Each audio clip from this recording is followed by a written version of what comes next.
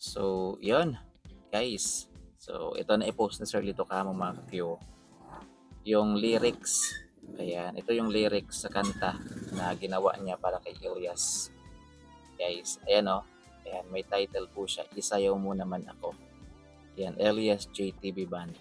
Ayan, meron siyang stanza. Ito yung verse. Meron siyang refrain, chorus, stanza, tapos refrain, chorus, repeat, refrain. So, ayan po yung kanyang pagkakasunod-sunod guys ng kanta na ito. So, ibig sabihin, 1, 2. 2 verse lang siya guys. Then, meron siyang refrain. Tapos, yung chorus niya, chorus. Then, repeat 2 times chorus. Bali, tatlong beses yung chorus. Then, repeat ulit yung refrain, mga ka-Q. So, ito po yun, no? Ito yung lyrics. Ayan. So, basahin na lang natin, guys. Ayan. So, verse 1, ibigay mo na sana ang iyong pangako at ang iyong katuparan ng ating pangarap. Tunay na pag-ibig na mula sa puso, hindi magsasawa, parang si Bathala. Lalim nun. Yan. Tapos ito yung refrain niya. Pwede bang ingatan natin ang damdamin? Huwag patulan ang naninira sa atin. Sa ating dalawa ka lang lagi maniwala upang di magwawagi ang masama. Uy, parang ano yun? Parang sinabi ni Ilyas kay Abigail, parang gano'n. Ayan o, basahin niyo.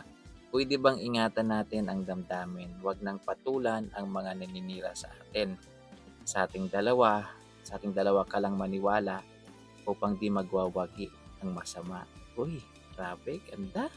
Yan, tapos ito yung chorus. Ito na yung chorus guys. Yan. Oo, sayaw mo naman ako.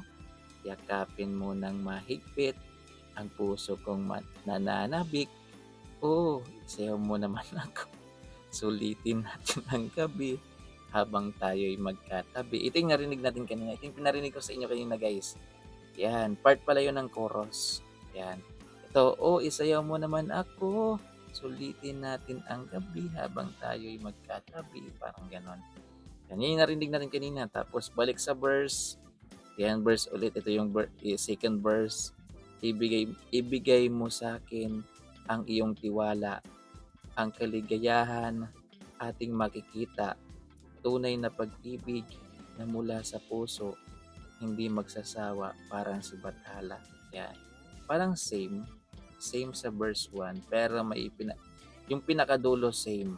Yan, same yung pinakadulo. Magmula dito sa hindi magsasawa, parang si Bathala. Yan.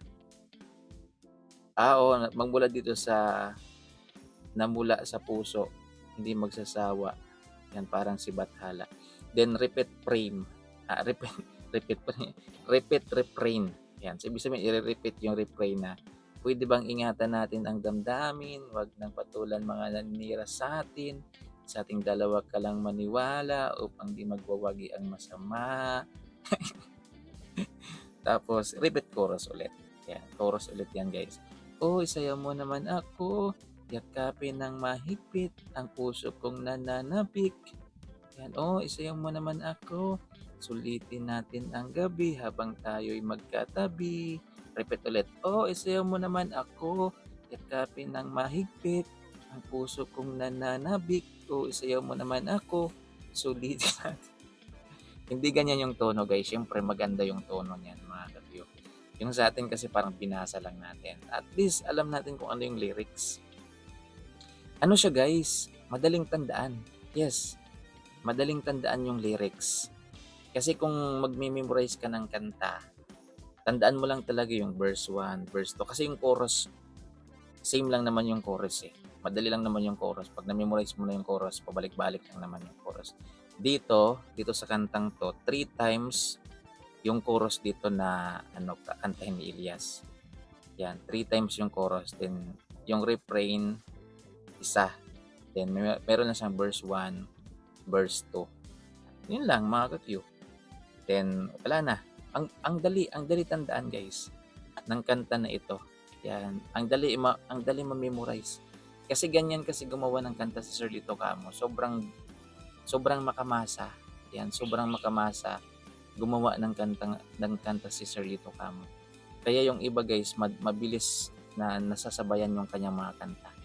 Kasi nga pangmasa talaga yung atake. Yan, madaling sabayan, ika nga. Pinoy na Pinoy, mga kapyo. So, yun guys. Yan po yung lyrics sa kanta ni Elias na Isayaw Mo Naman Ako, Mario. So, excited na. Yan, excited na yung lahat, guys. Yan. So, yun. Ingat, Mario. God bless.